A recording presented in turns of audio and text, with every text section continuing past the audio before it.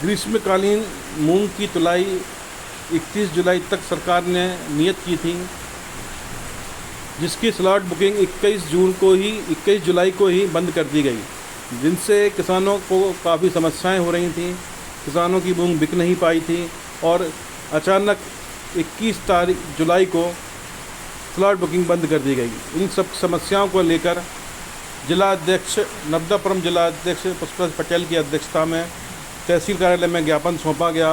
मुख्यमंत्री से निवेदन किया गया कि स्लॉट बुकिंग की तिथि बढ़ाई जाए और मूंग की तिथि भी बढ़ाई जाए, जिससे सभी किसान अपनी मूंग तोल सकें।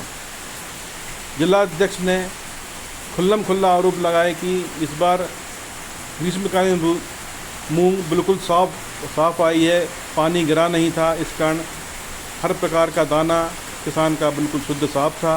इसमें मिट्टी कहाँ से आ गई, लकड़ी कहाँ से आ गई, यह सब व्यापारियों की मूंग तुल रही है, ना कि किसानों की। किसानों की सुविधा के लिए जो केंद्र बनाए गए वह संख्या में कम थे और ऐसे केंद्रों को चुना गया जहां पर पहुंचना दुर्लभ था। कीचड़ वाले रास्तों पर किसान को जाना पड़ा। यह सब कलेक्टर के आदेश थे कि सेंटर ऐसी जगह बनाया जाए जहां पर किसान सुगमता से पहुंच सके, लेकिन उसके निर्देशों को, उनके नियमों को दरकिनार कर भ्रष्टाचार की बलि चढ़ाते हुए भाजपा के करीबियों के ही वेयर हाउसों को चुना जाता है और इसमें काफ़ी धांधली की जाती है। सर्वेयर की भूमिका पर भी प्रश्न चिन्ह उठाए कि सर्वेयर पैसा लेन देन करके खराब मूंग तोल रहे हैं, जो कि व्यापारियों की, भाजपाइयों की, सत्ता पोषित व्यापारियों की है, किसान की यह मूंग नहीं हो सकती। ऐसे आरोप पुष्पराज पटेल ने खुल्ला लगाए। सुनिए उन्होंने क्या क्या कहा कैमरे पर। कांग्रेस यहाँ एकत्रित हुई है आज मूंग के समय को लेकर, क्या क्या समस्याएं हैं जो आप देखिए, पूरी मूंग नीति इस वर्ष की शासन की पूरी मूंग नीति गलत थी।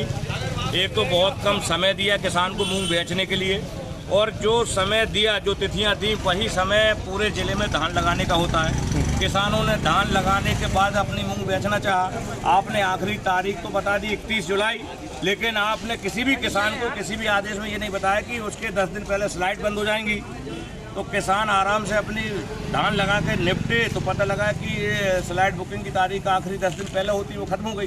तो ये आपको आखिरी तारीख बताना था।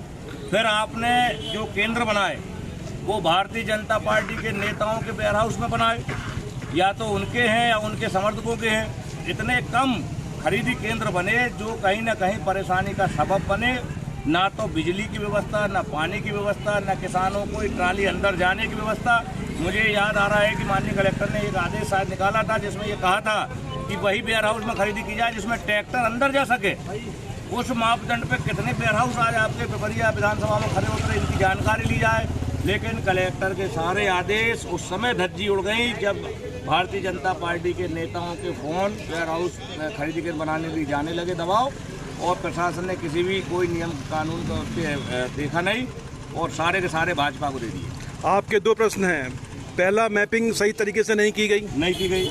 मैपिंग में भाई भतीजावाद ही अपना आप तो वेयर हाउस के देख लें और उनका मालिक देख लें, स्पष्ट है। वेयर हाउसों में पहुंच व्यवस्था अच्छी नहीं थी, कोई व्यवस्था नहीं है। सड़कों के वेयर हाउस छोड़कर अंदर के वेयर हाउसों को की मैपिंग की गई है। इसलिए मैपिंग की गई कि वो भारतीय जनता पार्टी के नेताओं के हैं। मेन रोड पर अन्य व्यापारियों के वेयर हाउस खाली पड़े रहे केवल इसलिए कि वो किसी पार्टी विशेष के लोग नहीं। दूसरी आपने समस्या बताई कि स्लॉट बुकिंग में समय पहले नहीं बताया गया। केवल 15 दिन का समय तो बेचने को दिया गया किसानों को, और वो समय भी इतना वो है कि वही धान का समय और वही मूंग बेचने का।